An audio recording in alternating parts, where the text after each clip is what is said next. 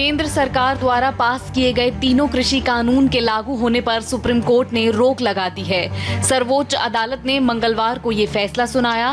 साथ ही अब इस मामले को सुलझाने के लिए कमेटी का गठन कर दिया गया है। सरकार और किसानों के बीच लंबे वक्त से चल रही बातचीत का हल न निकलने पर सुप्रीम कोर्ट ने ये फैसला लिया। इस कमेटी में कुल 4 लोग शामिल होंगे, जिनमें भारतीय किसान यूनियन के भूपेंद्र सिंह मान, अशोक गुलाटी, डॉक्टर प्रमोद कुमार जोशी और अनिल घनवंत शामिल हैं। कोर्ट ने समिति के पास न जाने की बात पर किसानों को फटकार लगाई है और कहा है कि हम समस्या का हल चाहते हैं, मगर आप अनिश्चितकालीन आंदोलन करना चाहते हैं तो आप कर सकते हैं। मुख्य न्यायाधीश ने कहा कि किसी भी किसान की जमीन नहीं बिकेगी, हम समस्या का समाधान चाहते हैं। हमारे पास अधिकार है, जिसमें एक ये है कि हम कृषि कानून को सस्पेंड कर दें।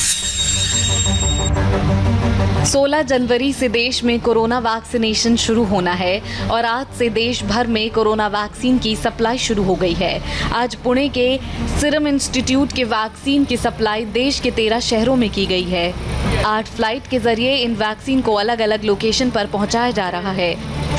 वैक्सीन की पहली खेप अब से थोड़ी देर पहले दिल्ली एयरपोर्ट पर पहुंची। दिल्ली के राजीव गांधी कैंसर हॉस्पिटल में वैक्सीन को स्टोर किया गया है। कोल्ड चेन को मेंटेन करते हुए ये वैक्सीन 16 जनवरी तक स्टोर में रहेगी और फिर 16 तारीख से दुनिया का सबसे बड़ा वैक्सीनेशन प्रोग्राम शुरू हो जाएगा। दिल्ली के बाद कोरोना वैक्सीन की खेप अहमदाबाद पहुंच गई है। कोरोना वैक्सीन को स्टोर करना इस वक्त सबसे बड़ा चैलेंज है। इसे लेकर कितनी चुनौती है। अहमदाबाद में वैक्सीन को स्टोर करने के लिए खास तरह के इंतजाम किए गए हैं। यहीं से वैक्सीन को गुजरात के अलग अलग क्षेत्रों में भेजा जाएगा। यहाँ से 3 अलग अलग रीजन्स को वैक्सीन जो है वो सप्लाई की जाएगी। और मैं आपको बता दूं, यहाँ 3 वॉक इन कूलर हैं और ये वॉक इन कूलर नंबर 3 जो है इसको डेडिकेट कर दिया गया है। कोविड वैक्सीन जो आएगी उसको इसमें रखा जाएगा।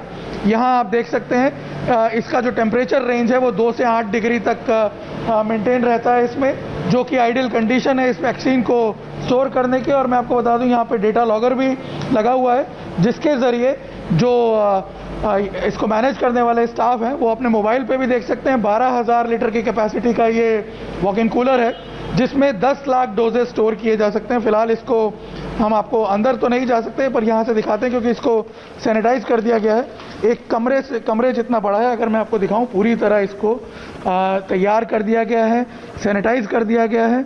10 लाख डोजेज यहाँ पे स्टोर किए जाएंगे और यहाँ से ये डोजेस जो हैं ये बाद में रेफ्रिजरेटेड वैन्स में अहमदाबाद रीजन और भावनगर रीजन में पहुँचाए जाएंगे। 13 शहरों में वैक्सीन की सप्लाई की गई है। दिल्ली, करनाल, चंडीगढ़, लखनऊ, पटना, अहमदाबाद, इसके अलावा चेन्नई, बेंगलुरु, हैदराबाद और विजयवाड़ा में वैक्सीन की सप्लाई की गई है। साथ ही भुवनेश्वर, कोलकाता, गुवाहाटी में भी पुणे से वैक्सीन आज पहुंच रही है। आज नेशनल यूथ डे है। हर साल स्वामी विवेकानंद के जन्म दिवस पर यूथ डे मनाया जाता है और इसी दिन यूथ पार्लियामेंट फेस्टिवल का आयोजन किया जाता है। आज पीएम मोदी ने दूसरे नेशनल यूथ पार्लियामेंट फेस्टिवल को वीडियो कॉन्फ्रेंसिंग के जरिए संबोधित किया। पीएम मोदी ने यूथ सक्रिय राजनीति में होने से सियासत में आए बदलाव पर अपनी बात रखी।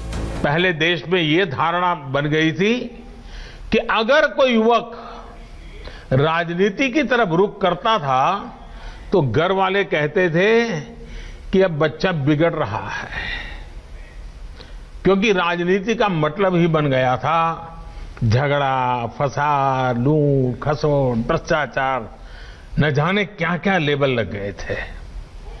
लोग कहते थे कि सब कुछ बदल सकता है लेकिन सियासत नहीं बदल सकती। लेकिन आज आप देखिए, आज देश की जनता, देश के नागरिक इतने जागरूक हुए हैं कि राजनीति में वो ईमानदार लोगों के साथ खड़े होते हैं, ईमानदार लोगों को मौका देते हैं। इस कार्यक्रम में लोकसभा अध्यक्ष ओम बिरला समेत केंद्रीय शिक्षा मंत्री रमेश पोखरियाल निशंक भी मौजूद थे। अब तक देश के 10 राज्यों में बर्ड फ्लू का संक्रमण फैल चुका है। अब उत्तराखंड, दिल्ली और महाराष्ट्र में भी बर्ड फ्लू की पुष्टि हो गई है। इससे पहले यूपी समेत 7 राज्यों में पक्षियों की मौत के बाद बर्ड फ्लू के केस कंफर्म हो चुके हैं। एमपी और राजस्थान में बर्ड फ्लू का संक्रमण तेजी से फैल रहा है। एमपी के 18 जिलों में और राजस्थान के 13 जिलों में इन्फेक्शन फैल चुका है। केरल, राजस्थान, मध्य प्रदेश, हिमाचल प्रदेश, हरियाणा, गुजरात, उत्तर प्रदेश, महाराष्ट्र, दिल्ली और उत्तराखंड यानी 10 राज्यों में बर्ड फ्लू फैल चुका है। मुख्यमंत्री के साथ संवाद में प्रधानमंत्री नरेंद्र मोदी ने भी राज्यों से बर्ड फ्लू को लेकर अलर्ट रहने को कहा। गणतंत्र दिवस को धूमधाम से मनाने की तैयारियां जोरों पर है। घने कोहरे के बीच दिल्ली के राजपथ पर होने वाली परेड की रिहर्सल चल रही है।